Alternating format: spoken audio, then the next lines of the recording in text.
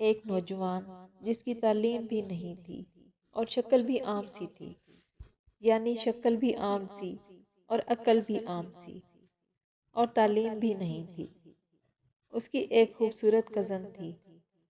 اس نوجوان نے کہا، میں اپنی اسی کزن سے شادی کرنا چاہتا ہوں۔ چنانچہ ماں باپ نے بھی ادھر زور دیا۔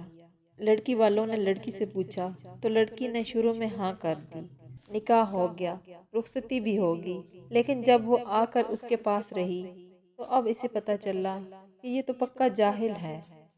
وہ سوچ میں پڑ گئی کہ نہ عقل نہ شکل ہے، زندگی کیسے گزرے گی۔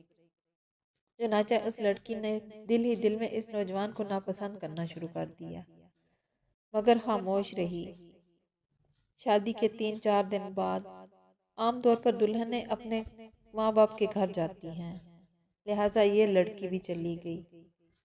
اس کے دل میں یہ بات تھی کہ اب میں دوبارہ اس گھر میں کبھی نہ آؤں تو زیادہ اچھی بات ہوگی، مگر اسے ماں باپ کے سامنے بات کرنے کی جرأت نہیں ہو رہی تھی، کیونکہ ایک تو قریب کا رشتہ تھا اور دوسرا کیونکہ وہ شروع میں ہاں کر چکی تھی۔ انہیں ایک گاؤں سے دوسرے گاؤں جانا تھا۔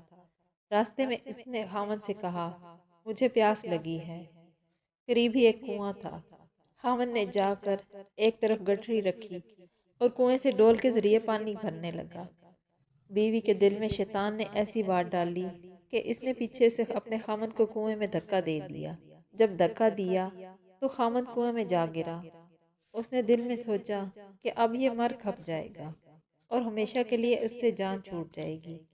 اب وہ واپس ماں باپ کے گھر چلی گئی۔ اس نے ان کے پاس جا کر مکر کیا۔ وہ روتی ہوئی گھر پہنچی۔ ماں باپ نے پوچھا کہ کیا ہوا ہے؟ اس نے کہا، خاوند مجھے بٹھا کر کہیں چلا گیا۔ میں اتنی دیر تک اس کا انتظار کرتی رہی۔ میں اکیلی تھی۔ مجھے ڈر لگنے لگا کہ کوئی غیر مرد آ جاتا تو میرا کیا ہوتا۔ مجھے جان کا خطرہ تھا اور عزت کا بھی خطرہ تھا۔ وہ تو بڑا بے پرواہ سا آدمی ہے، اس لیے میں واپس آ گئی ہوں۔ یہ سن کر ماں باپ کو بڑا غصہ آیا کہ اس نے ہماری بیٹی کو اس طرح لاوارث چھوڑ دیا اور خود کہیں چلا گیا۔ یہ ایسا بے وقوف انسان ہے۔ اب ادھر کی بات سنیں۔ جب خاوند پانی میں گرا تو جان بچانے کے لیے اس نے ہاتھ پاؤں مارے تو اس کا ہاتھ اس رسے پر پڑ گیا جس کے ساتھ ڈول بندھے ہوتے ہیں۔ اس نے اس رسے کو مضبوطی سے پکڑ لیا اور ڈوبنے سے بچ گیا۔ کافی دیر کے بعد اس نے ہمت کی اور آہستہ آہستہ رسے پر چڑھتے ہوئے باہر نکل آیا۔ باہر نکل کر اس نے سوچا کہ میں کیا کروں؟ اس نے دل ہی دل میں کہا، مجھے توقع نہیں تھی کہ میری بیوی میرے ساتھ ایسا معاملہ کرے گی۔ کوئی بات نہیں، میں دوبارہ چلا جاتا ہوں۔ چنانچہ اب وہ دوبارہ سسرال آیا۔ اتنے میں کپڑے بھی خشک ہو گئے تھے۔ جیسے ہی وہ سسرال کے گھر میں داخل ہوا تو لڑکی کے والدین نے اس کو بہت جلی کٹی سنائی۔ کہنے لگے، تو کیسا بے عقل انسان ہے کہ تو ہماری بیٹی کو اکیلے چھوڑ کر چلا گیا۔ تو بڑا بے پرواہ ہے، تجھے اس کا ذرا بھی خیال نہیں۔ انہوں نے جو کچھ کہا اس نے خاموشی سے سنا اور آخر میں صرف اتنا کہا۔ انہوں نے جو کچھ کہا اس نے خاموشی سے سنا اور آخر میں صرف اتنا کہا کہ ہاں، مجھ سے غلطی ہو گئی ہے۔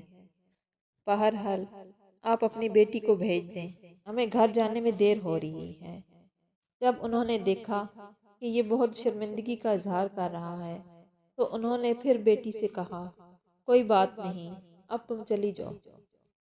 اب بیٹی تو چل پڑی، لیکن اس کے دل میں ایک بات بار بار آنے لگی کہ اگرچہ یہ ان پڑھ تھا، اگرچہ یہ بے عقل تھا، شکل اچھی نہیں تھی، مگر اس نے میرے ماں باپ کے سامنے میرا عیب تو چھپایا ہے۔ اس کا دل بڑا ہے نا، اگر یہ میرے ماں باپ کے سامنے میری حرکت کھول دیتا تو میں تو ماں باپ کو چہرہ دکھانے کے قابل ہی نہ رہتی۔